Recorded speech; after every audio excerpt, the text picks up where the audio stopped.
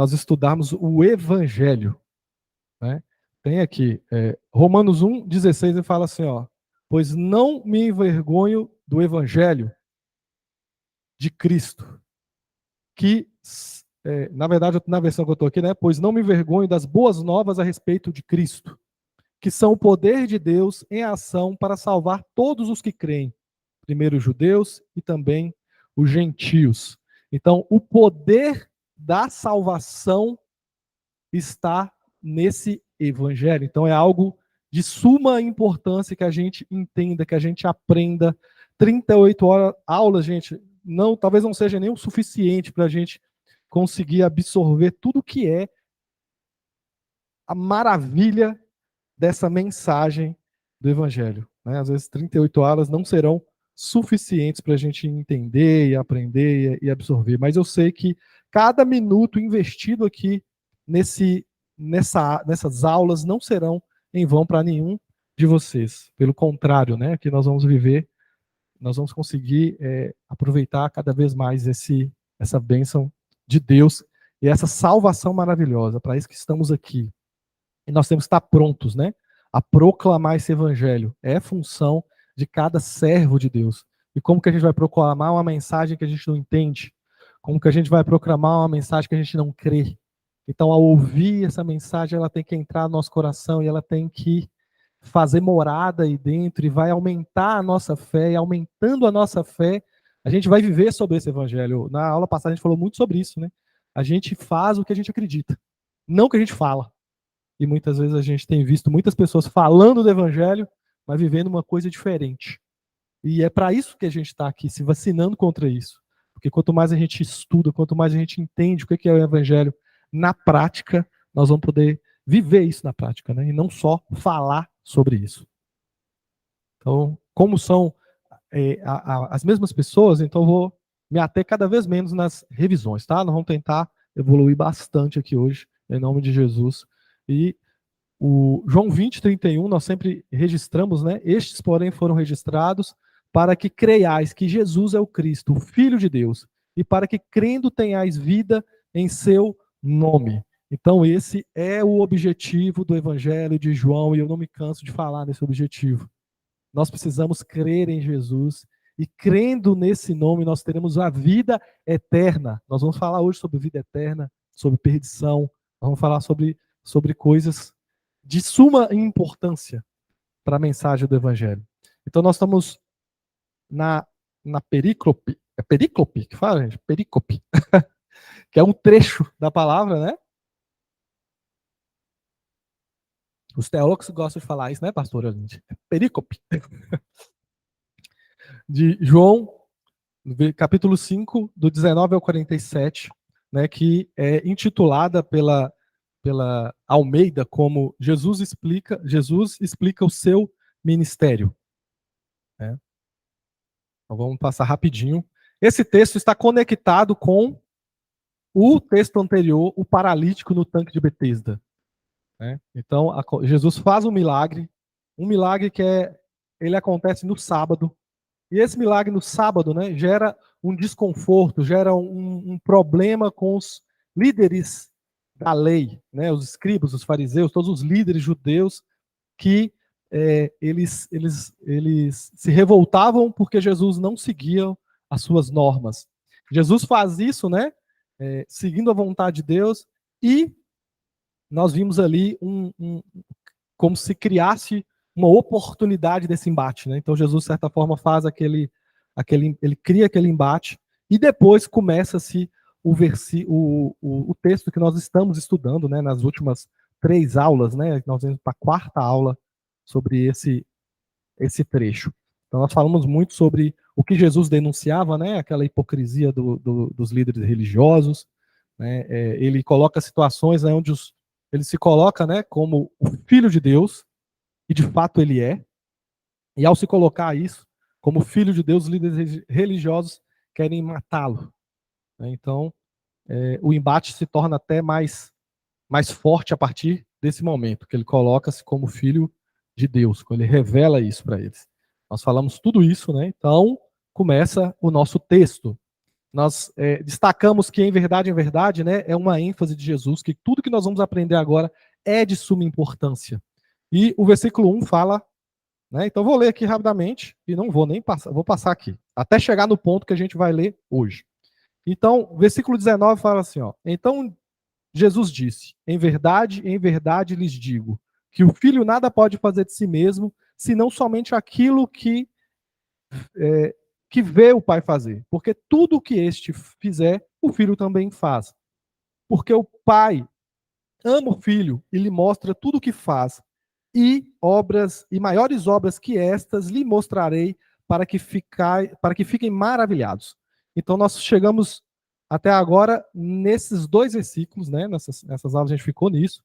Por quê, gente? E não se preocupem, né? O versículo 19 é o mais denso, então a gente ficou muito mais tempo nele, não vamos ficar assim em todos os outros versículos, senão não vai acabar isso aqui até fevereiro. A gente continuar nesse ritmo aqui, em fevereiro a gente termina essa parte.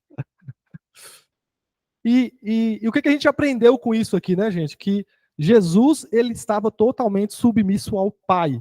Então, Jesus, ele não seguia padrão, ele não atendia expectativas humanas e ele não se movia por demandas humanas.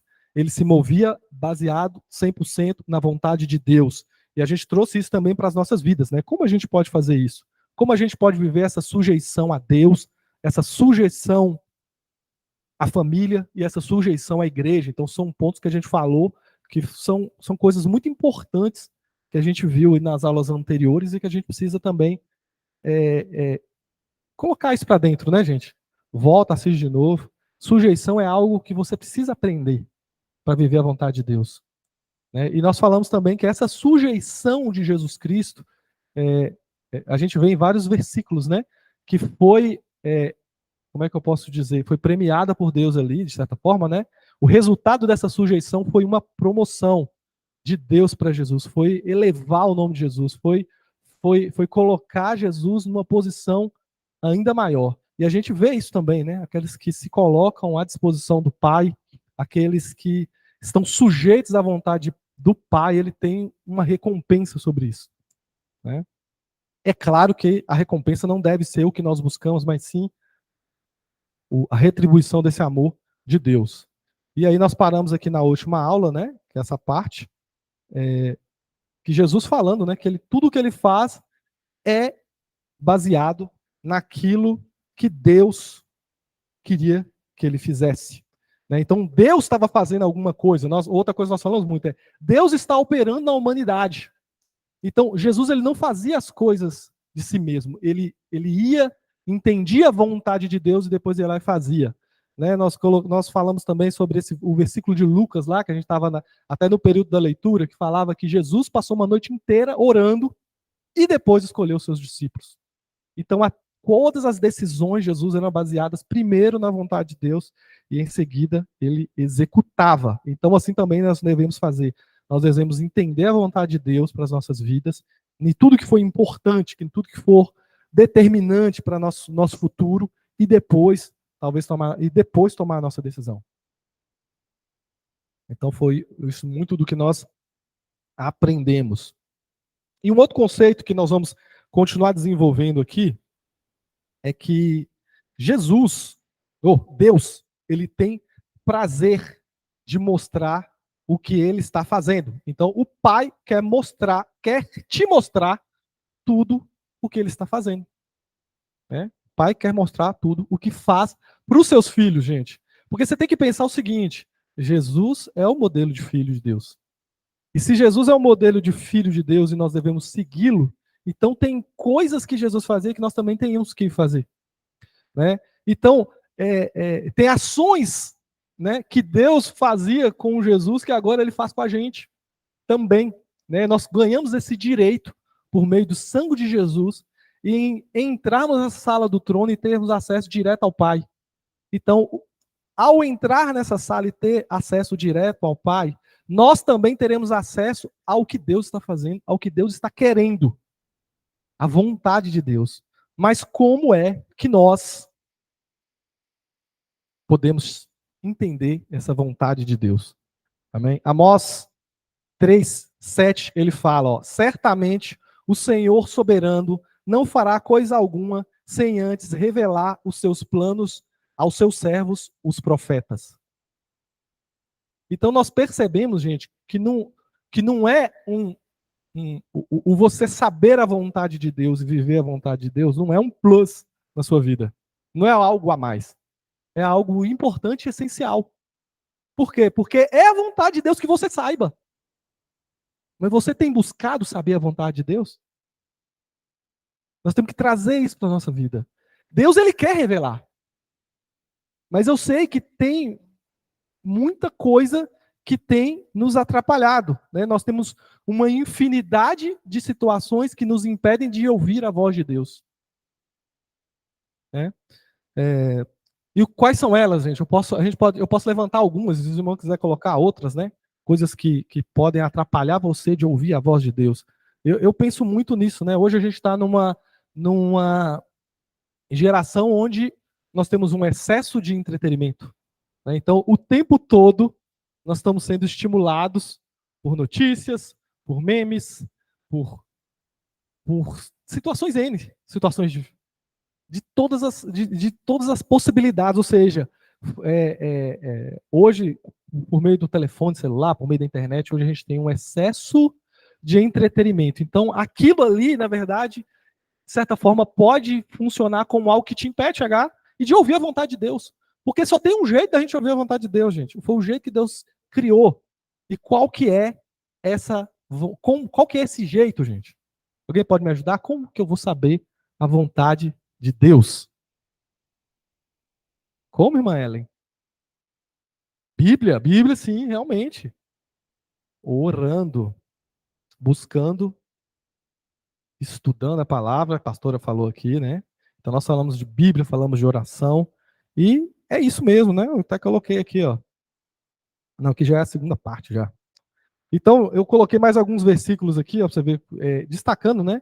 Antes de destruir a cidade de Sodoma e Gomorra, o Senhor declara. O que o Senhor declara? Tá aqui, ó, Gênesis 18, 17 fala assim: e o Senhor disse a si mesmo. Ó, pra você ver, é nos revelado um pensamento de Deus. Você fala muito para você mesmo? Deus também fala. Ele pensou consigo mesmo: não vou esconder de Abraão o que eu pretendo fazer. Deus pode estar pensando consigo mesmo: eu não vou esconder de irmã Isabel o que eu pretendo fazer na família dela. Eu não vou esconder de Gera o que eu pretendo fazer nessa igreja, pastora Lindy. Eu não vou esconder de você o que eu pretendo fazer na sua escola, no seu trabalho. Então Deus, ele tem esse desejo, só que nós estamos com a mente e o coração cauterizados, né? Por quê, gente? Porque são N situações. Eu vi esses dias, eu já falei isso alguma vez, um exemplo, né? Que eu vi uma pessoa comentando, né? Ele estava num salão e a pessoa cortando cabelo e secadores ligados e tudo ali funcionando, né? E aí a pessoa do salão atende o telefone. Aí começa: eu não tô te ouvindo. Fala mais alto, a ligação tá muito ruim. Mas é o secador, e aquele barulho, tudo acontecendo. E eu não tô te ouvindo, eu não tô conseguindo entender o que você tá falando. Fala mais alto, esse telefone tá horrível. Não, gente. É o ambiente que estava atrapalhando aquela ligação, aquela conexão. Assim também acontece com a gente. Deus tem uma conexão através da oração com as nossas vidas. Deus tem uma conexão através da palavra. Só que tem tanta coisa, tanto barulho em volta, secador ligado, gente conversando, e aquele mercado na nossa mente, no nosso modo de viver. Né? Existe uma disciplina espiritual que praticamente não é falada. Praticamente eu nunca ouvi falar dela na igreja em poucas situações. Vocês conhecem uma disciplina espiritual chamada solitude? Isso é conhecido como uma disciplina espiritual. Assim como a oração, assim como o jejum, assim como a meditação. Então são várias disciplinas espirituais. Jesus fazia essa disciplina espiritual. A solitude é se afastar. Jesus o tempo todo, ele foi para um lugar deserto. E lá, sozinho, naquele lugar, silêncio, ele conseguia se conectar com Deus, ele se conectava com Deus. É algo que a gente precisa estudar melhor, é porque é uma coisa muito pouco falada. Né? Mas antigamente isso era mais falado, Eu falo assim, na igreja primitiva, se fosse da história da igreja, isso era mais falado antes. A solitude, essa disciplina espiritual, que hoje a gente não consegue. Porque até sozinho, pim, você está no banheiro, você está tomando banho, pim, chega uma mensagem. Então até lá tem gente te importunando. O cara lá da Jamaica tá te mandando mensagem e você está no banheiro aqui em Montes Claros. Ou seja, você não tem um minuto de paz. Né? E a gente ficou tão dependente disso, porque quando a gente não tem também, a gente fica desesperado. Né? Pensa quando a internet vai embora, cai. Né? Os dedinhos coça. As pessoas abrem, liga a tela, desliga, liga a tela, desliga, liga a tela, desliga.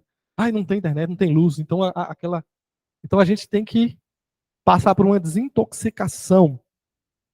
E o último versículo que eu trago sobre isso também é Isaías 6:8, que fala assim, ó: em seguida, ouvi o Senhor dizer: quem é que eu vou enviar? Quem será o nosso mensageiro? Então eu respondi: aqui estou eu, envia-me a mim. Isaías 6 fala sobre isso. Então Isaías ele tem um encontro com a presença de Deus.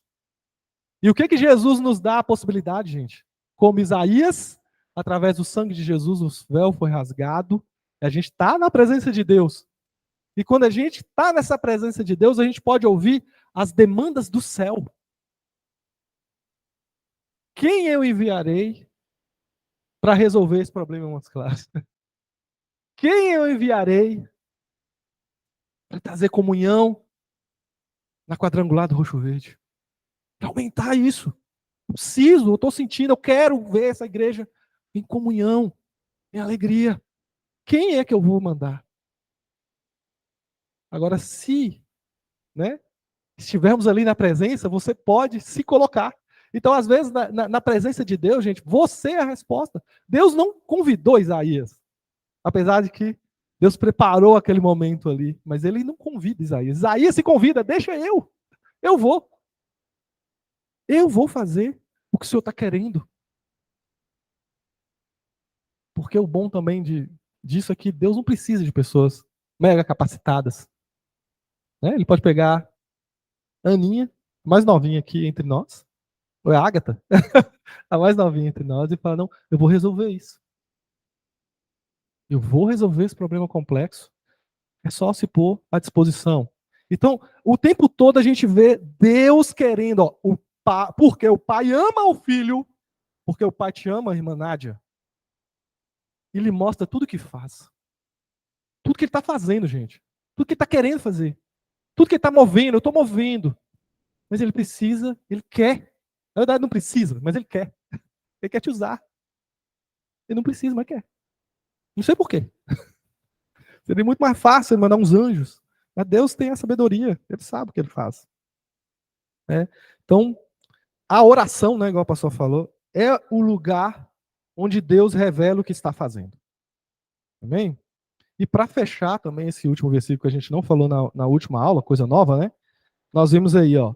E maiores obras que essas. Então, Jesus fala para os fariseus, ó, maiores obras que essa, ó, sabe esse paralítico de 36 anos que levantou do chão, maiores obras que estas vocês verão, para que vocês fiquem maravilhados. Jesus fala isso para os fariseus, mas no mesmo livro de João, lá no 14, sabe o que ele fala? Ó? Em verdade. Olha, lembrando do em verdade, verdade? Amém, amém. Presta atenção no que eu vou falar. Quando Jesus fala isso, presta atenção, que essa é uma verdade soberana e solene. Em verdade lhes digo que aquele que crê em mim fará também obras que eu faço e obras maiores fará. Porque eu vou para junto do Pai. E tudo que vocês pedirem em meu nome, isso farei, a fim de que o Pai seja glorificado no Filho. Jesus, ele fala dele naquele momento com os fariseus, e logo poucos capítulos depois ele vai falar: agora é a igreja. A igreja vai fazer e vocês vão se maravilhar. A obra de Deus não para. Jesus passou para você a responsabilidade de carregar as obras maiores. As obras maiores. Mas essas obras, elas têm que seguir o mesmo rito de Jesus. Porque se a gente tivesse o poder ilimitado e seguisse a nossa vontade, o que eu faria? Obras maiores? Eu quero um chumaço de dinheiro na minha mão agora. Eu vou pescar e vai sair notas de dólares das bocas dos peixes o tempo todo. Porque eu quero para mim. Mas essas obras maiores têm que seguir o mesmo rito de Jesus, que é o quê? É fazer o que o Pai está querendo. É entender a vontade de Deus e, ao fazer a vontade de Deus, as obras maiores acontecerão. Pastora vai falar, gente. Pegou o microfone. Senão os pessoal de casa não entende. Tá 6 pessoas aqui. Cadê o microfone? Irmão Alisson. Só um minutinho que a pastora vai falar, gente. Bom dia, gente. Paz. Diego, é aí que eu penso que entra a falta de conhecimento das pessoas que ensinam. Porque eles falam obras maiores, eles não percebem que conhecer a palavra de Deus e fazer tudo conforme Jesus nos ensinou, né? Jesus estava aqui como filho de Deus, fazia as obras que o Pai ordenou que ele fizesse, e ele foi para o Pai e nos deu essa oportunidade de fazer obras maiores ainda. Mas, infelizmente, as pessoas não adquirem o conhecimento necessário da palavra de Deus e pregam coisas que diferenciam daquilo que é a verdade. E isso leva a igreja a distanciar do princípio da palavra, do evangelho, do propósito pelo qual foi chamado. E eu penso que nós temos que conhecer cada vez mais. Lemos a Bíblia uma vez, 2 vezes, 3 vezes, quantas forem necessárias para que a gente possa adquirir esse conhecimento. Porque o primeiro momento, a gente lê um texto só para ter uma noção de como ele é. A segunda vez, a gente já começa a perceber detalhes que a gente não conhecia anteriormente. E as próximas vezes, a gente vai absorvendo mais daquilo que o texto tem para nos passar. E a questão da palavra de Deus, nós precisamos esmerar nesse conhecimento e ensinar as pessoas para que elas possam crescer nesse conhecimento. Não é através de... Hoje prega-se muito a teologia da prosperidade, de que você vem para a igreja para você ficar rico. Porque você vem para a igreja, você vai adquirir isso e aquilo outro. Não é esse o propósito de Jesus. Em nenhum momento ele mencionou na palavra dele que nós estaríamos ricos se nós viéssemos para a presença dele financeiramente. Nós somos ricos, sim, da graça de Deus, do amor de Deus, de tudo aquilo que Ele tem para nos dar. Nós temos uma vida eterna nos esperando, e a falta de conhecimento leva as pessoas a correr atrás de bens materiais.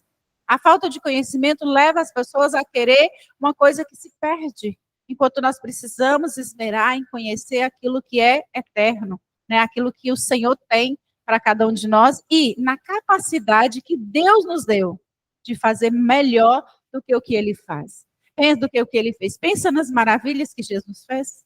Pensa no conteúdo dos ensinos de Jesus. Nós podemos fazer muito mais, nós podemos ensinar muito melhor, porque hoje ele disse isso. Vocês farão obras maiores do que as que eu fiz. Verdade. O pastor até fala, até lembrei aqui, né? Muita gente, quantas vezes a gente já usou você, mas tudo posso naquele que me fortalece. Eu vou lá e vou ganhar, vou conquistar. Não, na verdade, se você lê anteriormente, tá falando, ó, eu já passar fome, eu já passei frio, eu já teve situação boa, já teve situação ruim, já aconteceu. Gente, o BO de todos os tipos aconteceu com o Paulo.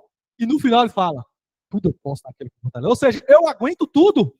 Pode vir tempestade que for com Jesus, eu aguento tudo. Não é um versículo de empoderamento, de que eu vou lá e vou arrancar e vou conquistar tudo que eu quero, não. É um versículo que fala assim, ó, não importa a luta que você está passando, você pode passar, você pode vencer. E o que liberta é a verdade. Né? Não é o que você acha que é verdade. O que te liberta é a verdade de Deus, e não o que você acha que é verdade. Pastor. Amém. É importante que eu estou lendo um livro que chama Revitalização da Igreja. Né? Aí, esse livro ele ainda fala assim, como nós descobrimos que a igreja ela está afastando de Deus? Quando ela começa a abandonar a doutrina bíblica, ela não começa a prestar atenção. E o propósito da igreja é de anunciar o reino dos céus. Hoje tem muita gente que, às vezes, está pregando, mas quer porque para ter uma igreja cheia, para ter uma igreja próspera, para estar na mídia. Mas o propósito não é que o nome de Jesus Cristo seja glorificado. E o que Jesus disse, né? Que ele fazia essas obras para que o Pai fosse glorificado através da vida dele. É assim que nós, como igreja, nós temos que estar atentos para nós olharmos que tipo de evangelho nós estamos vivendo. Nós estamos pregando sobre a palavra ou pregando a palavra?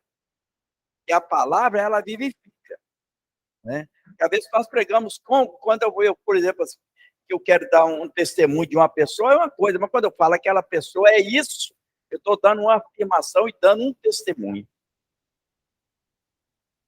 Então, vamos prosseguir, gente. Hoje nós estamos chegando no versículo 29. Amém? Será? Vamos sim, vamos sim. E agora vamos continuar, então. Falamos ali. Caroline quer falar. Pode falar, Caroline, antes de eu começar. Bom dia. Bom dia. É só para concluir essa questão de nós faríamos obras maiores que Jesus. Esses dias eu estava vendo uma pregação de Rodolfo Abrantes e fez muito sentido para mim o que ele falou. Ele falou assim, Jesus andar sobre as águas é normal, porque ele é Deus. Mas Pedro andar sobre as águas é uma obra maior, porque Pedro é homem. Então, aquilo fez muito sentido para mim, porque esse negócio de as obras maiores buga a mente da gente. Como é que eu vou fazer obra maior que Jesus? Jesus é o maioral. Mas aí ele falou isso e fez muito sentido para mim. Realmente, Jesus podia fazer tudo porque ele é Deus, mas ele fazer através de nós é uma obra muito grande, porque nós somos humanos, né? Só que a gente só basta dar lugar e buscar e conhecer o Senhor, que ele vai fazer essas obras através de nós. Então, para mim, fez muito sentido, assim, abriu muito a minha mente acerca disso, porque eu tinha muita dificuldade de falar, eu fazer obra maior que Jesus? Como assim? Glória a Deus. Eu até entendo isso também em questão de coisas impressionantes, né? Por exemplo, o lencinho de Paulo curava. É uma obra grande, nós não vimos Jesus fazer isso, né? E Jesus é o Filho de Deus em todas as situações, gente, sabe? Às vezes a gente acha que Jesus é diminuído porque alguém fez uma coisa maior que ele. Não, Jesus não tem esse problema. Ele não tem essa vaidade, né? E assim também temos que ser nós. Quando a gente vê alguém fazendo algo para a obra, às vezes que, poxa, eu ajudei essa pessoa no começo, ela já está melhor que eu. Ela me ultrapassou, isso tem que ser motivo de alegria. Cara, que bom. Nós estamos vendo essa pessoa crescer, essa pessoa fazer obras. Então, isso é o sentimento de Jesus, é o sentimento que tem que ter em nós também. Então, vamos ler aqui agora o versículo 21. Pois assim como o Pai ressuscita e vivifica os mortos, assim também o Filho vivifica aquele a quem quer. Então, nós vamos focar um pouquinho agora no versículo 21, e fala assim, ó, se Jesus estava... E, gente, o versículo 21 continua na mesma ideia, tá? Então, Jesus fala, ó, o Deus está fazendo uma coisa, eu só faço aquilo que Deus quer que eu faça, né? E aí é como se Deus agora revelasse o que ele está querendo fazer. Então, nesse versículo, continuamos a ideia anterior, que Jesus está envolvido naquilo que o Pai está fazendo. No caso, vivificando os mortos. Então, Deus estava ali com aquela intenção. Estou trabalhando para que os mortos sejam vivificados, os mortos espirituais. E aquele trabalho que Deus estava executando. E o que Jesus está falando? Eu também estou vivificando os mortos. Porque é isso que Deus quer que eu faça. Então, eu estou indo lá fazer. Então, ele vai mostrar para a gente aí o que é essa vontade de Deus. Nós estamos continuando, né? Se o Pai vivifica os mortos, o Filho trabalha vivificando mortos. Restaurando a comunhão da humanidade com o seu Criador. Né? O pecado, gente, nos separou, né?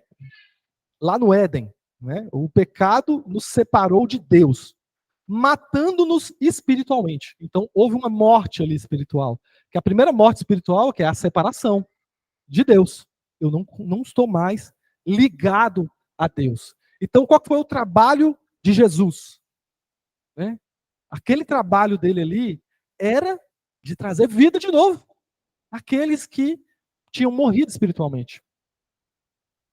Né? Então ele deu a possibilidade, através do sangue de Jesus, através da justiça de Jesus, porque a gente não teria como. nós não éramos justos, nós não tínhamos capacidade nenhuma de entrar na presença de Deus. Agora, com o nome de Jesus, a gente se religa sem a necessidade de outros, sem a necessidade de sacerdotes, sem a necessidade de nada. Somente clamando esse sangue de Jesus. A gente volta e tem essa oportunidade novamente de viver espiritualmente. Reviver. Então é isso que Jesus estava fazendo. Hebreus 4,16 vai falar assim, ó. Por isso, tenhamos confiança e cheguemos perto do trono divino, onde está a graça de Deus. Ali receberemos misericórdia e encontraremos graça sempre que precisarmos de ajuda. Então, Jesus, o trabalho de Jesus de vivificar os mortos, o que eu estou dizendo aí, ele traz esse benefício para você como igreja. Amém? Você pode entrar e você passa a ter vida espiritual. Então, nesse versículo, ele mostra que o Pai está fazendo e os desdobramentos da missão de Jesus é vivificar as nossas vidas.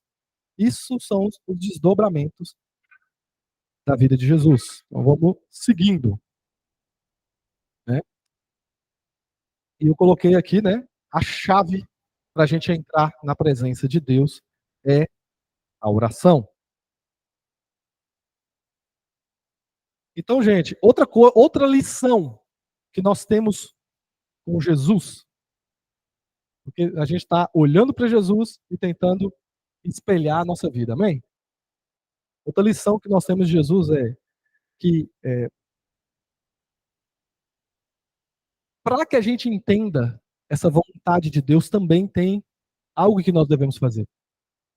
Né? Jesus, ele ia ao encontro do Pai.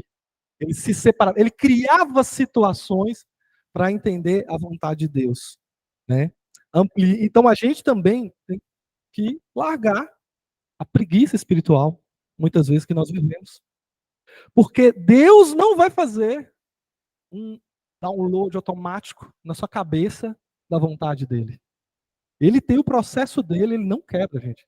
Pensa numa pessoa que é soberana, que ele não muda porque você não quer fazer, ele não muda porque você dá chilique, ele não muda, o pau pode quebrar, você pode estar achando que o mundo está acabando, ele está tranquilão no trono, olhando, e ele sabe o que ele quer, e ele define o jeito dele, e você faz o jeito dele, ou você não faz, ou você não tem. Então, o processo de Deus, né, é esse. Jesus seguia esse processo, ele ia ao encontro do Pai. Né? Então, nós somos chamados, né, para ampliar o nosso conhecimento por meio da palavra de Deus.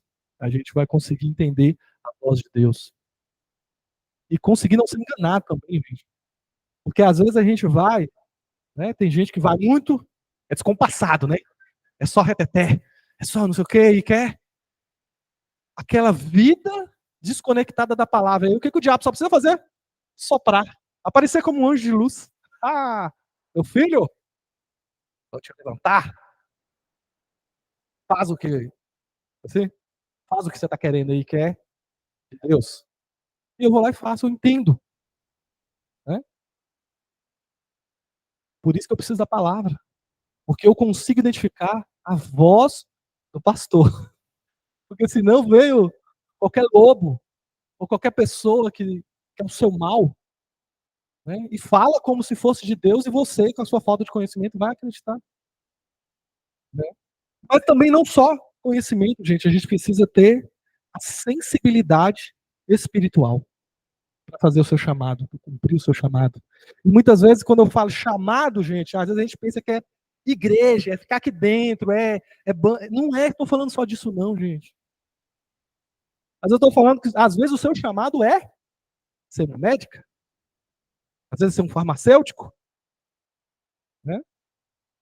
Mas, para você cumprir o seu propósito, sendo médico, ou sendo farmacêutico, você vai ter que estudar medicina, mas também você vai ter que estudar milagricina também, gente.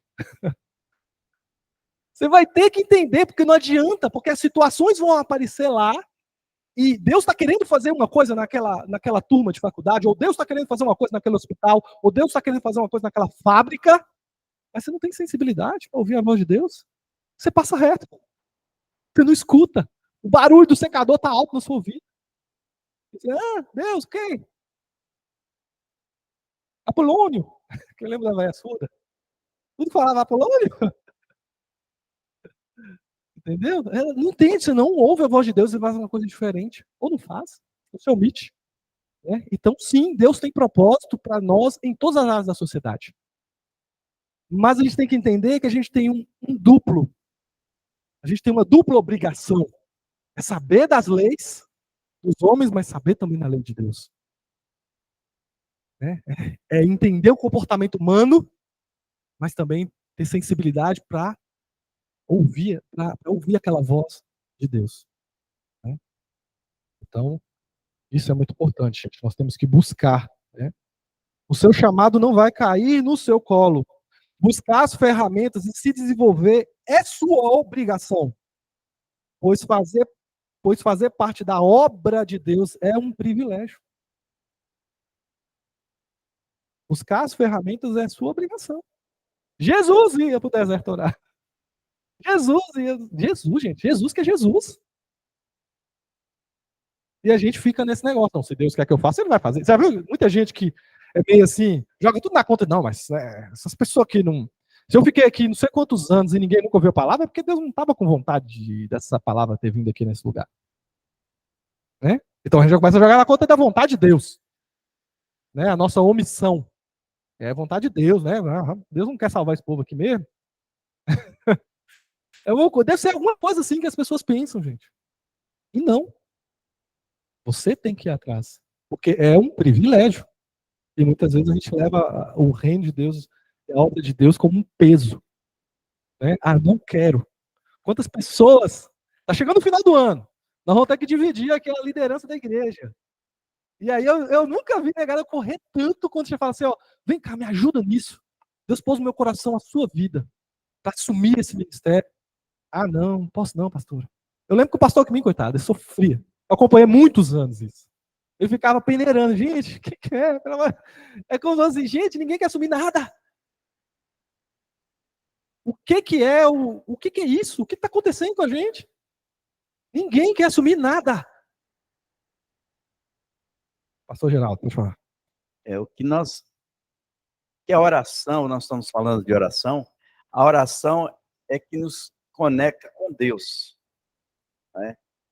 E cada vez que nós acheguemos a Deus, né, nós temos que estar alinhados com os propósitos de Deus. Né? Porque muitas vezes nós não nos fortalecemos no Senhor. Fazemos aquilo que nós queremos, que nós necessitamos, esquecemos que é da nossa parte espiritual, de cuidar, de zelar, que ela é tão importante, ou mais importante do que a nossa vida material. Né? Se nós olharmos assim, vou fazer um exemplo aqui. Por exemplo, quando está chovendo, né? Não sei se vocês lembram que tinham uns rádiozinhos, quando estava chovendo, aí os radinhos não pegavam de jeito nenhum, davam aquela cheira danada, não pegava de jeito nenhum. Aí lançaram um rádio, que era um motorrádio, que ele pegava, tanto chovendo, ele pegava limpinho. Né? Agora, se nós entendemos, as ondas sonoras estavam lá no alto, tranquilo, né? Mas o rádio aqui embaixo é que não tinha potência para alcançá-las. Muitas vezes nós precisamos nos fortalecer, e para nós nos fortalecermos é através da oração, do jejum, da leitura da palavra, da comunhão, e estar aprendendo para aplicarmos, para nós termos uma vida que glorifica o Pai. Porque a hora que nós precisarmos, nós estamos conectados. A nossa oração será ligada lá no céu. Porque tem pega aquele versículo, tudo que ligares na terra será ligados nos céus. Né? A pessoa às vezes não está conectado com Deus, não está vivendo uma vida de santidade, e num momento ali que ele está precisando, Deus vai me ouvir. Não é assim, nós precisamos estar conectado com Deus, estar vivendo uma vida em sintonia com Deus. Aleluia. Vou voltar aqui. Ô, Diego, quando você ajeita. Pode falar, pastor. Pode continuar. As pessoas, elas têm, eu não sei se Natália ou Ana, elas costumam dizer que é alguma coisa sobre muito emocionado, né? As pessoas, às vezes, elas são muito emocionadas. Elas querem viver o evangelho fácil, elas querem ter bênçãos com facilidade, mas elas não querem gastar, investir um tempo em conhecimento, em aprender da palavra de Deus, né? Em esmerar nos conhecimentos acerca daquilo que Deus tem para nós. E às vezes o evangelho, nós precisamos desse tempo, de separar esse tempo para a gente estudar, para a gente aprender, para a gente crescer, né? Não é porque eu venho aqui, eu não tenho base nenhuma do evangelho e eu quero pregar o evangelho. Deus pode usar, pode fazer um milagre na minha vida, mas eu preciso ter essa base de conhecimento, de princípios, de dedicação, de aprendizado, para que o Senhor possa me usar. É claro que Deus vai usar quem Ele quer, quando Ele quer, na hora que Ele quer. Ele usou a mula de Balaão para poder falar. Mas nós que somos conhecedores e estudantes da palavra, precisamos esmerar nisso. Deus vai fazer a obra dele? Vai. Ele precisa de mim? Talvez não. Eu que preciso mais dele do que ele de mim, porque a obra é dele, ele é soberano, ele é Senhor acima de todas as coisas. E eu vou me colocar à disposição dele para fazer aquilo que ele quer, porque eu sei, eu tenho esse entendimento, nós temos esse entendimento, esse conhecimento de quem é Deus. Não é que ele é uma pessoa que muda com o passar do tempo. Ele é uma pessoa que vai mudar se eu ficar chateado, se eu não vir, se eu der piti e não vou para a igreja hoje. Aí Deus vai... Não, Deus continua sendo Deus. Se acontecer o milagre, ele é Deus. Se não acontecer, ele continua sendo.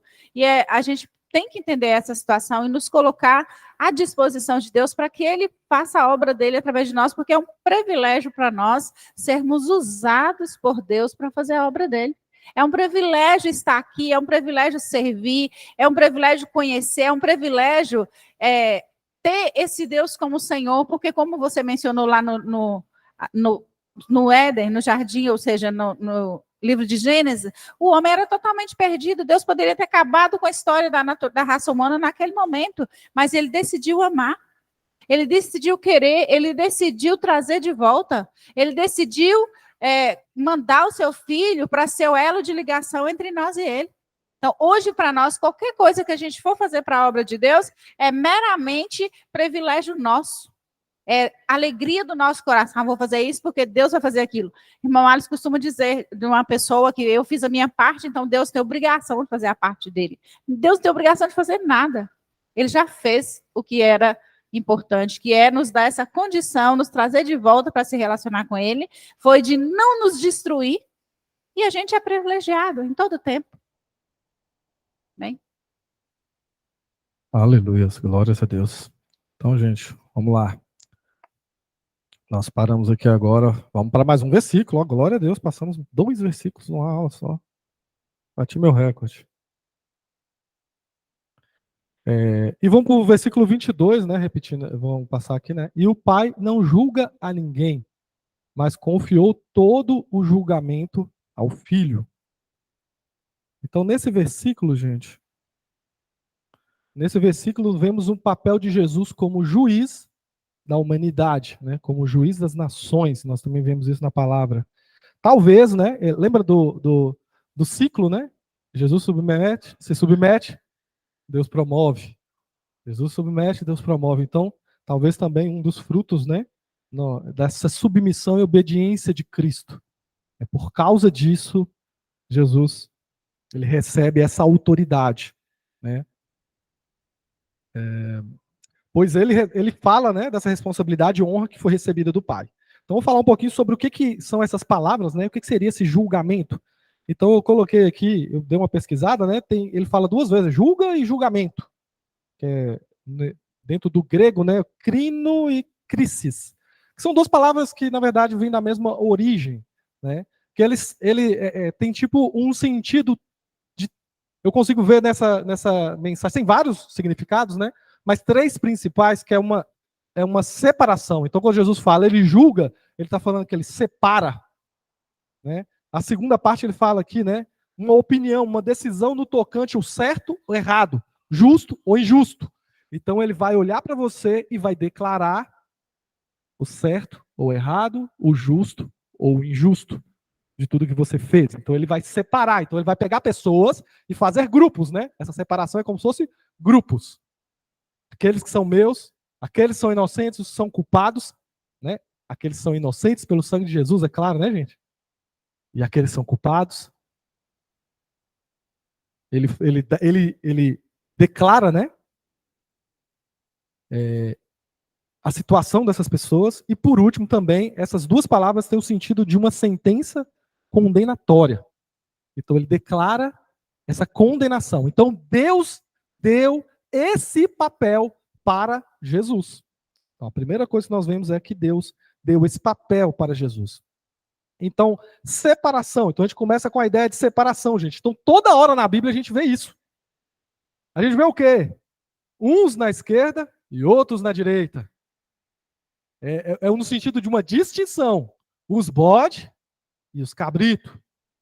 E ele faz essa distinção até dentro da igreja. Então ele começa a separar o mundo da igreja. Mas depois ele vai dentro da igreja e separa a igreja da igreja.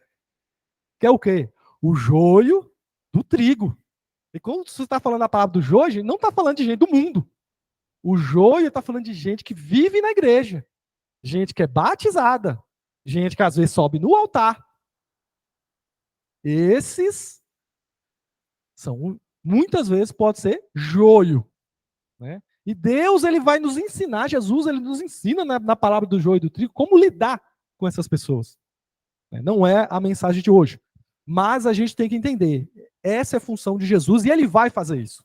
Ele consegue fazer isso. Você não engana ele. Se você é joio, você pode ser o trigo mais refinado. Né? Qual que é a marca de trigo boa que tem aí, Gera? Gera que é padeiro. Você pode ser o trigo mais refinado e você pode... Mas aos olhos de todo mundo. Mas aos olhos de Jesus, ele olha para você, é joio. Vai queimar. Né? Vai passar. Então Jesus, ele tem essa possibilidade, ele tem essa missão. Ele emite um veredito. Né? Não sei se a palavra certa é essa, veredito. Mas aqui, ó, Romanos 1, de 20 a 21, ele fala assim, ó, porque os atributos invisíveis de Deus, isto é, o seu eterno poder, a sua divindade, claramente se reconhecem, desde a criação do mundo, sendo percebidos por meio das coisas que Deus fez. Por isso, os seres humanos são indesculpáveis. Não dá. Deus não vai passar pano em ninguém. Deus não vai passar pano em ninguém. Porque tendo o conhecimento de Deus, não o glorificaram como Deus, nem lhe deram graça, pelo contrário, se tornaram nulos em seus próprios raciocínios e o coração insensato deles se obscureceu. Uma palavra difícil. Ignoraram a existência de Deus. Não é, gente? Jesus faz a distinção. Pode falar, pastor. É muito importante que nós entendamos que nós estamos aqui para aprender, né? E para nos chegar ao conhecimento do Filho de Deus. O que nós esperamos é que todos se salvem, que a igreja está aqui para poder cuidar, para ensinar, preparar, mas isso não quer dizer que o próprio Jesus Cristo diz que dentro da igreja vai ter o joio. E o joio ele é parecido com o trigo. É só na colheita que eles vai entender, identificar o que é trigo e o que é joio. E Jesus diz que muitos naquele dia chegarão e falarão, Senhor, eu profetizei no seu nome, eu fiz milagre, eu expulsei demônio, eu evangelizei. Jesus diz, aparta de mim que eu não te conheço. Então, gente, nós temos que viver em novidade de vida, conhecer e prosseguir em conhecer que tipo de evangelho eu estou vivendo. Nós temos que fazer um autoanálise, como nós estamos vivendo. Então, no final do ano, agora estamos no último mês, você pensar, esse ano eu cresci como cristão, eu aprendi, eu melhorei como um servo de Deus, eu estou cada dia abrindo o meu leque para poder entender os propósitos de Deus para a minha vida, para a igreja, qual é a minha função na igreja, o que eu tenho que fazer. O que eu tenho que melhorar em mim para eu servir melhor? Tudo isso são questionamentos que lá no final vai fazer a diferença. E nós, como igreja, nós temos que aprender, identificar aquilo que nos afasta de Deus. Porque nós somos imperfeitos, somos filhos de Deus, nós somos imperfeitos. Nós somos justificados, mas nós temos o livre-arbítrio, os direitos de escolha que muitas vezes nós afastamos de Deus. Agimos não de acordo com o que Deus quer, mas de acordo com a nossa vontade. Amém. E, gente, uma coisa que eu acho que a gente tem que fazer, uma coisa prática que nós temos que fazer, igual o pastor falou aí, é nos avaliar. Estava lendo essa semana aquela passagem, né? Dos apóstolos, na última ceia com Jesus, Jesus à mesa com eles fala, um de vocês vai me trair. E aí começa uma avaliação. Ai, meu Deus, Jesus, sou eu? Pensa, será que você vai sou eu? Porque tem gente que se acha. Eu não. Eu não vou, deve ser Ellen. Ela tem cara de traíra, ela tem óculos de traíra, ela tem tudo. Mas nunca olha para si. E aqueles homens já estavam há tanto tempo imersos em Jesus e Jesus ia revelando. Porque talvez eles chegaram se achando. O Messias me escolheu. Mas com certeza Jesus deveria mexer lá no interior dessas pessoas tão forte. Porque ele mexe com a gente hoje, lendo as palavras dele aqui na palavra de Deus. Imagina o próprio na sua frente, o quanto que ele não devia mexer com as suas estruturas.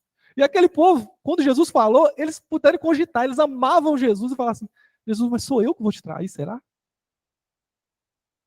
Eles pensaram isso. Será que você pensa, quando está falando, e o joio e o trigo, você olha para Jesus, sou eu, Senhor? Sou eu esse joio? Pelo amor de Deus, me transforma. Muda. Esse é o comportamento prático. É olhar menos procurando o joio. A parábola do joio é para você olhar para você. Porque ela fala assim, ó, não tenta tirar o joio. Ou seja, não é sua função. Para de procurar joio. A sua função é olhar se você é joio. É um alerta. E lembra dos apóstolos. Seja você um desses que olha para o olho de Jesus e fala assim, sou eu, Jesus. Sou eu, Jesus. A pastora vai falar? E depois, Carolina. A tendência da gente é achar que o joio é aquela pessoa que está lá fora no mundo. Que foi lançada, que está, né? Ela será lançada no lago de enxofre. E ela é totalmente perdida, então ela é o joio. Mas o joio está plantado junto com o trigo. E ele parece trigo. E quando nós pensamos, olhamos para dentro de nós, não conseguimos ver que somos nós, é porque nós temos uma tendência egoísta de achar que somos os melhores, que fazemos a melhor coisa, né? Porque eu faço com excelência, porque eu faço. O nosso eu, esse ego dentro de nós que tem a tendência de deixar que nós pensemos que somos alguma coisa, é que nos distancia dessa humildade de ter, Senhor, tem misericórdia de mim, porque eu não quero ser desconhecida do Senhor no último dia. Tem misericórdia do meu coração, porque eu posso estar em cima do altar e estar caminhando para o inferno. Infelizmente, isso pode acontecer porque Satanás está aí ao nosso derredor, rungindo como leão, buscando pessoas para ele tragar. Né? E esse joio, ele está aqui dentro da igreja, está repreendido em nome de Jesus, mas ele está dentro da igreja buscando pessoas, tentando distanciar as pessoas, principalmente se a pessoa faz com excelência, ela olha para ela e fala, não, eu realmente sei fazer, eu faço porque eu sei fazer. Em nenhum momento ela dá o mérito para o Senhor. Nós não sabemos nada se não for as misericórdias de Deus. Nós não fazemos nada se não for o Senhor em nós. Então, tudo aquilo que a gente faz, o mérito é 100% de Deus. Ontem eu ouvi alguém dizer, tudo que eu fizer é mérito de Deus. Tudo que acontecer na minha vida é mérito do Senhor. E realmente, tudo que nós cristãos aqui dentro da igreja fizer, e alguém olhar para você e falar assim, nossa, como foi boa essa aula de hoje. É mérito de Deus, porque de nós mesmos, de Diego, ele não conseguiria fazer. Como aquela pregação abençoou a minha vida? É mérito de Deus, porque se não fosse Deus, não teria saído nenhuma palavra. Então, precisamos olhar para dentro de nós e jogar o eu fora para que esse joio não venha a ser nenhum de nós. Que nós não sejamos esses joios que terá que ser arrancado no último dia e afastado de Deus. Então, olha para dentro de cada um de nós, olha para mim, olha para você. Nós somos falhos. Nós não queremos ser joios. Amém? Glória a Deus. Isso me fez até lembrar de uma pregação do irmão Alisson. Nós temos ela gravada lá, do grupo dos levitas, depois eu posso distribuir para vocês. Falava assim, ó, do falso profeta. Uma coisa que me marcou, né, uma frase que me marcou, eu falava assim, ó, o falso profeta não sabe o que é falso. O joio não sabe o que é joio, gente. É um autoexame. Irmã Caroline.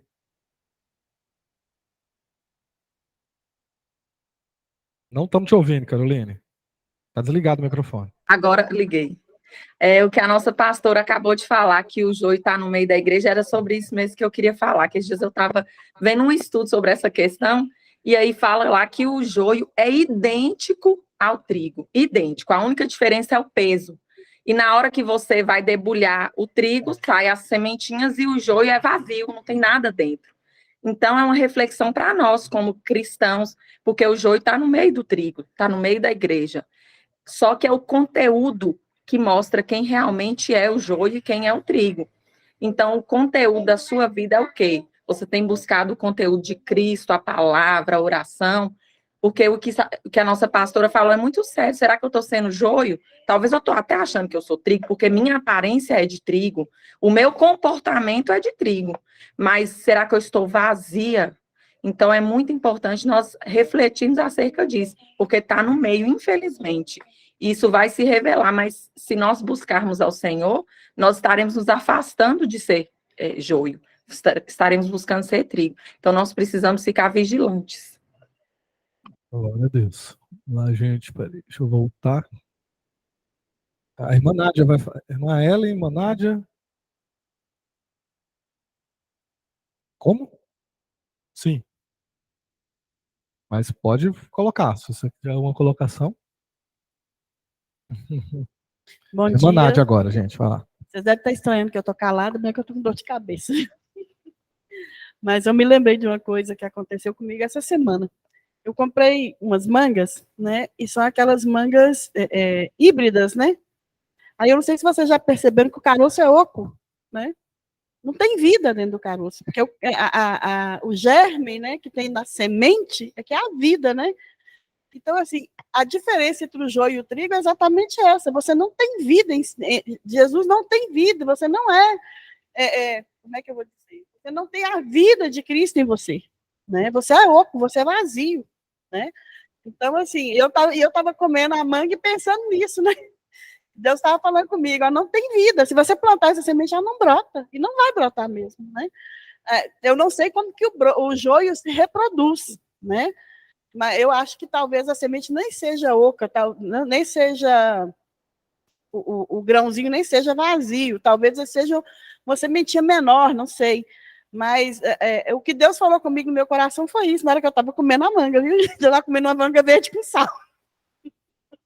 Aí, e assim, e se você pegar a manga mesmo, você bate na manga, assim, você vê que ela é oca, né? É oca, você vê que o caroço é oco. Então, assim, não tem vida ali. Então, essas pessoas que são nós que temos que buscar isso aí, de ter vida de Cristo em nós, porque senão nós vamos ficar ocos mesmo, vamos ficar vazios, né? Sem vida, a vida de Cristo em nós. Amém. Irmã Ellen, pode falar? Se eu falar de novo, eu corto a minha. Você já me adianta. Não, porque eu estava pensando aqui de Jesus ser o juiz, e eu acredito que, porque a gente não pode olhar para Jesus como juiz e falar que ele é um juiz injusto, porque porque ele assumiu a forma de ser humano. Então, a gente poderia muito bem falar, não, Deus sendo meu juiz, ele é muito injusto, ele não sabe minha dor, ele não sabe o que eu passo, ele não sabe o que é ter natureza caída, ou ele não sabe o que é ter a humanidade. Só que Jesus, ele foi homem, então ele sabe qual é a nossa dor. Então, por causa disso, ele é um juiz justo, e por causa disso, ele recebeu de Deus esse poder de julgar, porque ele pode ser justo nesse julgamento, porque ele sofreu a mesma dor que nós. Era só isso. Amém. Não ia falar isso, tá vendo? Glória a Deus.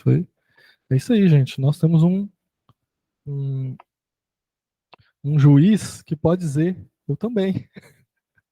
Porque a pessoa pode falar, mas eu fui pobre, por isso eu fiz aquilo. Eu não tinha pai, por isso eu fiz aquilo. Então a gente pode... As pessoas têm um monte de desculpas e hoje a sociedade vitimiza até, né? Ah, mas o cara fez lá, mas ele roubou celular, que ele... Não é nada isso. O que é um celular? Deixa ele roubar. Ele é vítima da situação, ele é vítima da sociedade. Jesus, o Filho do Homem, não tinha uma pedra para repousar a cabeça. Não é pobreza, não é situação difícil, não é injustiça, gente. O nosso Deus Todo-Poderoso, o nosso Mestre, o nosso Rei, ele foi espancado. Ele foi espancado. Né? E às vezes a pessoa sou revoltada porque a polícia me tratou mal. Né? Jesus fala assim, não, eu também fui. A polícia me tratou mal também. A polícia da época eram os romanos, né? Ele foi moído, a irmã Nádia falou aqui, né? Foi moído pelas nossas transgressões. Então ele pode falar, eu também. Eu também. Então não tem desculpa para a sua situação difícil, nem nada disso, né? A gente, ele nos dá poder para vencer todas essas coisas, através do Espírito. Porque ele está à disposição. A palavra está à disposição, o Espírito está à disposição. Tudo que você precisa, gente, para viver uma caminhada com Jesus, já está à sua disposição. Você já é um filho de Deus. Você só pode agir como tal. Né? Você já tem tudo, né? Paulo fala isso em algumas das cartas. Nós já temos tudo. Tudo que você precisa já está em você. Chama Espírito Santo. Você só tem que deixar desenvolver. Só deixa desenvolver. Né? Não abafa o espírito com tanto de coisa. Deixa ele tratar os traumas, deixa ele tratar os problemas. Né? Diego, o ser humano, Pastora? ele tem a tendência de tratar as coisas difíceis como minhas, né? Se tem um problema, em vez de ele falar, eu vou tratar esse problema, vai ser meu problema. Então, assim, toma posse para si. E a gente precisa olhar para Deus, olhar para Jesus e falar, Jesus viveu tudo isso, né? Em nenhum momento ele trouxe nada de ruim para ele só viveu para mostrar para nós que era possível passar por essas situações e vencer, né? Então, a gente precisa entender o propósito, né, pelo qual nós somos chamados e viver de modo dignos como filhos de Deus. Levando para um outro lado, a questão do filho pródigo, por exemplo. Ele estava com o pai. Ele estava o tempo todo com o pai, mas ele vivia como pródigo. Né? Ele não tinha noção de que tudo que o pai tinha era dele. Foi necessário o irmão sair, gastar tudo, depois voltar, para ele se questionar. E o pai dizer, mas tudo que eu tenho é seu. E é assim conosco. Nós estamos na casa do pai, nós somos filhos do pai, o pai nos amou de tal maneira que deu seu único filho, e nós continuamos agindo como pródigos. Né? Não entendemos o propósito de sermos filhos de Deus. A importância de ser filho de Deus. Essa palavra não vai sair do nosso coração aí por algum tempo, viu, pastor? A nossa filiação, gente. Isso é algo que Deus tem batido na tecla da nossa igreja. Batido. É uma mensagem que não para de ecoar. Eu acho que alguma coisa tem aí. Não para de ecoar. Eu estava lendo um artigo justamente falando sobre isso. O perigo de você estar na casa do pai e não perceber que você está na casa do pai. Né? Você está ali com tudo o que Deus proporcionou para você, mas você não adquire aquilo porque você não tem uma conexão com o pai, você não tem um diálogo com ele, você não fala com ele. Né? E a palavra de Deus diz, se pedires, não receber, porque pedires maus. Muitas vezes é justamente isso. Nós precisamos estar conversando com o pai. Para você estar conversando com o pai, você tem que ter o quê? Intimidade com ele. Não é só estar na casa do pai, você precisa ter intimidade com o pai, ter um relacionamento com o pai, estar convivendo com ele todos os dias, sabendo o que ele quer para você. Muitas vezes nós estamos afastados de Deus. Estou na casa e estou afastado. É igual hoje, nós estamos vivendo aí, né? Está todo mundo na casa, todo mundo junto, mas cada um no seu canto, com um celular. Um afastado do outro. Né? falta o quê? Comunicação. Então, todo mundo com um instrumento de comunicação, mas todo mundo não se comunica. Então, o que nós precisamos justamente é isso, ter intimidade e relacionamento com o Pai. Amém. Vamos virar aqui. É bom, né, vocês verem as pessoas quando falam. Melhor do que ficar vendo só a minha cara aqui. Vamos seguindo aqui. A irmã Nádia vai falar agora ou segura? Com relação à questão da prodigalidade, gente, no caso aí, acho que está tendo só um pequeno erro de nomenclatura, talvez. Porque pródigo é aquele que gasta o seu patrimônio sem cuidado, sem limites, com coisas O fúteis. gastão. Então, assim, inclusive isso aí, a nossa lei, no nosso Código Civil, tem lá, quem é pródigo pode ser impedido de administrar o seu patrimônio, porque senão ele vai ficar sem nada e vai depender dos outros. Né? Então, assim, o filho pródigo é aquele que saiu e gastou sem parcimônia, sem cuidado, sem prestar atenção no que estava fazendo. É o que a gente muitas vezes faz. A gente gasta nosso tempo, a gente gasta nossa saúde, a gente gasta nosso dinheiro com coisas fúteis, ao invés de estar investindo na obra de Deus, na casa de Deus, né? E na nossa vida, porque quando a gente investe na obra de Deus, nós estamos investindo na nossa vida. Aí, quando a gente olha aquele outro irmão, que foi o que ficou com o pai, né, que não gastou a herança, que ele ficou lá junto do pai, ele, na verdade, ele não se colocava no lugar de filho, né? Ele estava se colocando como se ele fosse um dos servos do pai, né? Tanto é que o pai fala com ele, tudo que eu tenho é seu, por que você não usou? Por que você não aproveitou, né? Então, assim, é o que Deus coloca para a gente. Se você é filho de Deus, tudo que Deus tem para nos dar, que Ele já prometeu, é nosso, né? Agora, o que nós não podemos fazer é sair gastando o pouco que nós temos, né? No mundo, com as coisas do mundo, né? Aí nós vamos ser pródigos e vamos ter cuidado, porque muitas vezes a gente gasta a saúde da gente, a gente vê muita gente gastando a vida inteira com coisas inúteis, né? E enquanto podia estar vivendo na presença de Deus e cuidando, né, da obra, tá ali abençoando outras vidas, né, trazendo outras vidas também para a presença de Deus, que é o que Deus pede para a gente, né? Então, assim, eu penso que o que a gente tem que fazer é exatamente isso, não é gastar, é investir o nosso tempo, a nossa saúde, a nossa juventude, a nossa vida, nosso dinheiro, tudo que nós temos na obra de Deus, né? É isso que nós temos que fazer, porque Ele é o nosso Pai, né? Voltando, gente, só para recapitular, nós estamos falando de Jesus como juiz, né?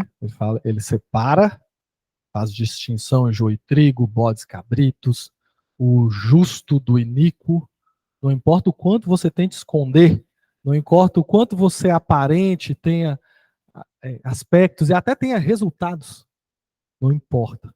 Tudo, Jesus olha o interior, ele olha as intenções, ele olha a verdade, ele olha você escondidinho no seu quarto, né? O que você faz ali dentro, se tem santidade, se não tem, se tem verdade, se não tem, né?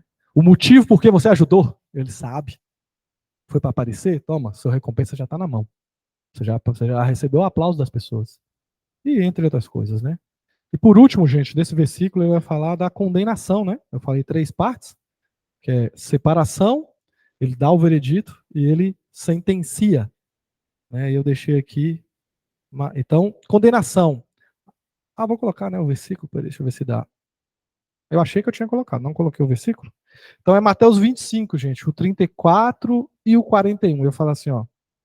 Então o rei dirá aos que tiverem à sua direita: venham, benditos do meu Pai, venham herdar o reino que está preparado para vocês desde a fundação do mundo. Então essa é a sentença, né, ou é o prêmio daqueles que estão ao lado de Jesus, que assentaram o senhorio de Cristo. Mas tem a condenação agora, né? 41 fala assim, ó. Então dirá também os que estiverem à sua esquerda: afastem-se de mim, malditos, para o fogo eterno, preparado para o diabo e os seus anjos. Então, existe um inferno para todo aquele que não estiver ao lado de Jesus. Todo aquele que não aceitar Jesus. Todo aquele, né, Apocalipse 20:15 vai falar assim, ó. E se alguém não for achado escrito no livro da vida, este foi lançado no lago de fogo. Né? Eu sei que a base do nosso relacionamento com Deus não deve ser o medo. Gente, se você está vivendo com Deus, com medo das coisas, você está vivendo como o filho mais velho. Ele tem o direito de ter paz. Então, pensa que a fazenda de Deus lá, um dos boizinhos que ele podia aproveitar era a paz. Aquele boizinho chama paz. Só que ele olhava para aquele boizinho, eu queria tanto comer um pouquinho de paz da minha vida. Mas ele vive com medo. Então, ele é um filho que está na casa do pai, mas não usufrui da paz. Mas isso não deixa de ser verdade, gente. A condenação, ela não deixa de ser verdade. Ela está lá. Ela faz parte. A palavra justiça está em toda a Bíblia, gente. Se você lembrar de João 3,16, todo mundo só fala do quê? Enche a boca, porque Deus amou o mundo. E tem que encher a boca mesmo, porque o amor de Deus é algo maravilhoso. Para que todo aquele que nele crê, não pereça. Então existe uma condenação ali, no mini-evangelho, né? Eu vi um pastor já chamando o João 3,16 como mini-evangelho. Ele é completinho. Em poucas palavras, está tudo ali. Mas naquele mini evangelho está falando condenação. Condenação. E muitas vezes a gente está vivendo uma vida que um evangelho que fala um pedaço do evangelho. Aí nós só falamos de amor e Jesus, ama Jesus.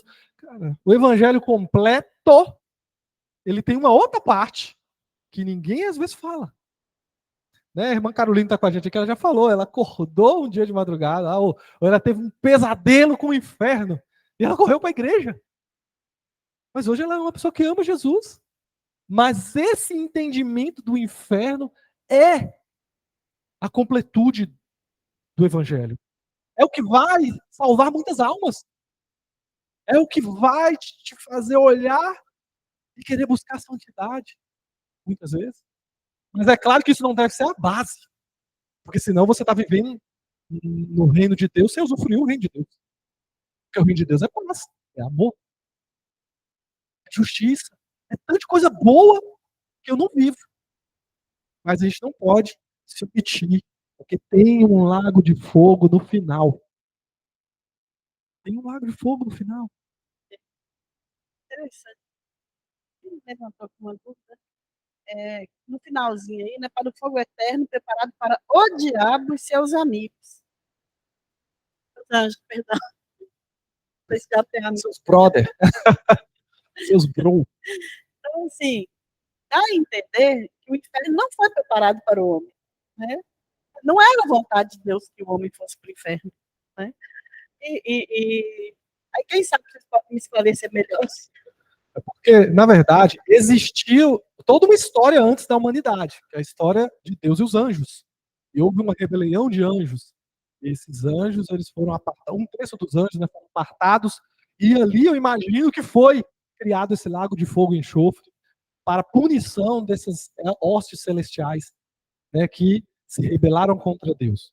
Depois aparece a história da humanidade. E vai todo mundo para o mesmo lugar, no final das contas, né? Então eu imagino que foi preparado, porque antes da humanidade ser criada, a rebelião já tinha acontecido, e provavelmente, né? A Bíblia é muito sucinta, mas eu tenho todo o entendimento que é isso que aconteceu. Então o inferno já existia antes do homem. Então quando Deus criou o homem, foi para o relacionamento, não foi para o inferno. A pastora ia falar? A pastora vai falar, gente. De fato, o inferno não foi criado para nós seres humanos, homens amados de Deus. Foi criado para o diabo rebelde e seus anjos. E por isso que a gente, né, não quer ir para lá. E quando fala de inferno, a gente já, né, essa espinha. voltando, eu estava com o pensamento, fui falar do inferno e acabei fugindo do pensamento. A questão do João 3,16.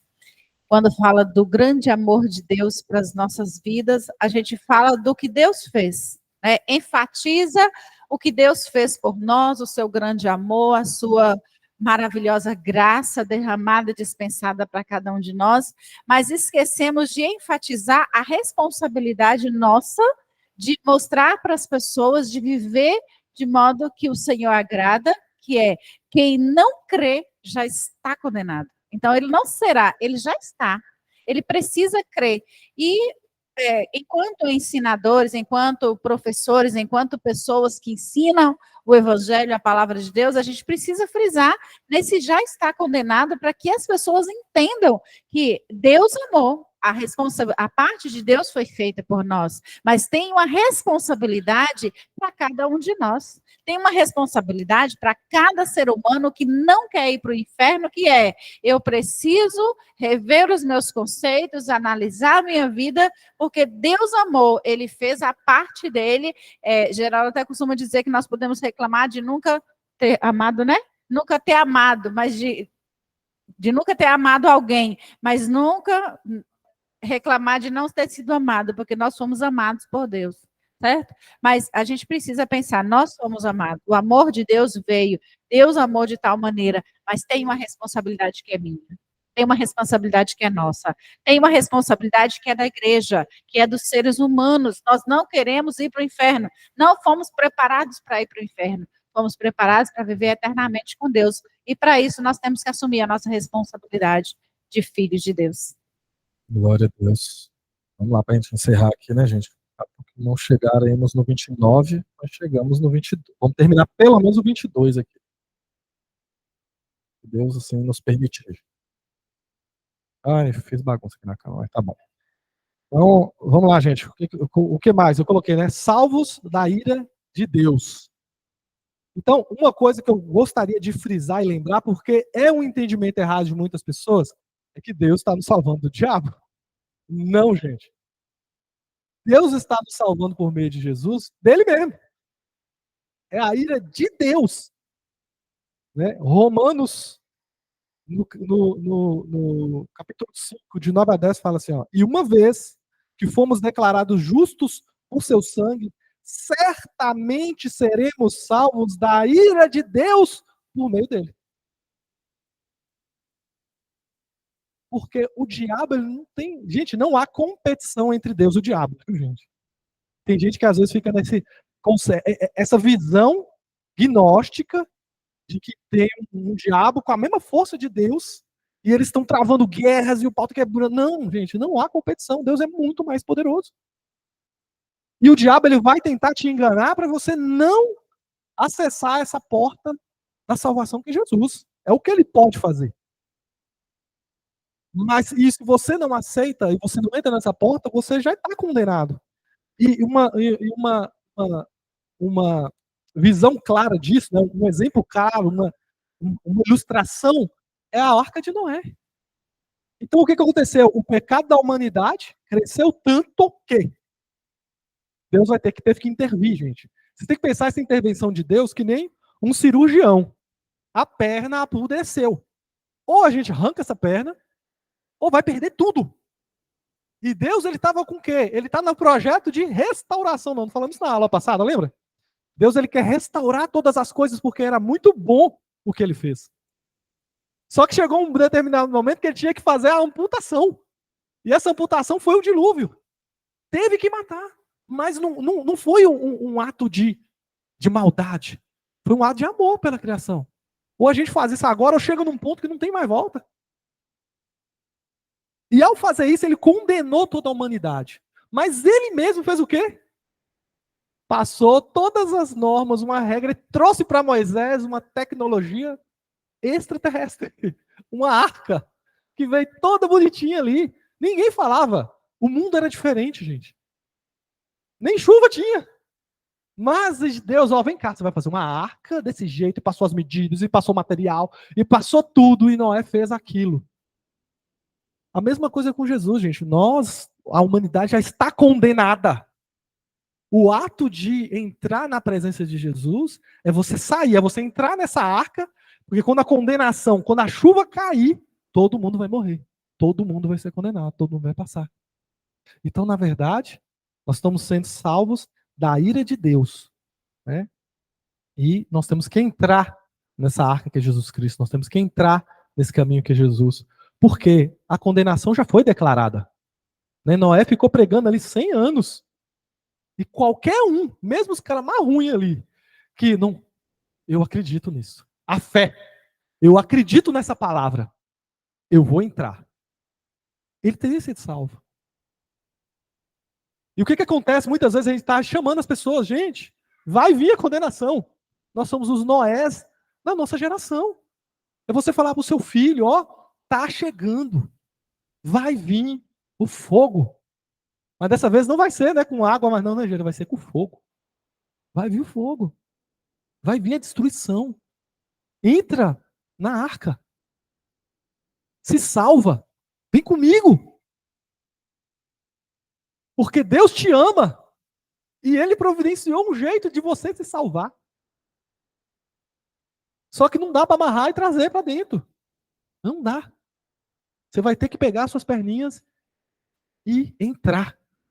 E se prostrar diante do Filho de Deus e aceitar essa graça maravilhosa que vem dele para a sua vida. Amém? A ilustração da Arca de Noé é isso, gente. É a mesma coisa que está acontecendo hoje. Né? Você está chamando os animais para entrar na arca. Entra, seu animal. Você vai morrer. E tem uns animaizinhos que são mais espertos, que estão entrando. Pega o seu casalzinho, pega a sua família e entra lá para dentro. Ai, meu Deus. É isso. E nós encerramos o versículo 22. E eu prometi, gente, mas não cumpri. Nós vamos ainda falar mais sobre o inferno. Nós vamos falar mais sobre essa condenação. O que é isso, gente? Porque se você tiver noção do que é o inferno, se você tiver noção do que é essa condenação eterna, você muda. Ou você tende a mudar. Ou então você acredita, mas não crê. É uma coisa assim. Porque se você crê, não tem como. Você tem que caminhar numa direção diferente. Porque o homem, ele age conforme ele crê. Não adianta, pode falar demais, pode falar bonito. Mas se dentro do coração dele ele tem dúvida, ele não faz. É como a criança, né? Tá em cima do muro. Nós estávamos conversando com o Carlos esse dia, a criança em cima do muro, esse exemplo. E o pai, filho, você acredita que papai consegue te segurar? Acredito, papai, acredito, isso é forte. Eu acredito. Então pula. Aí o menino agarra no muro. Não, de jeito nenhum. Ele acredita, mas não crê. Ele não pula, ele não faz. Nós precisamos elevar a nossa fé a esse nível onde a gente pula.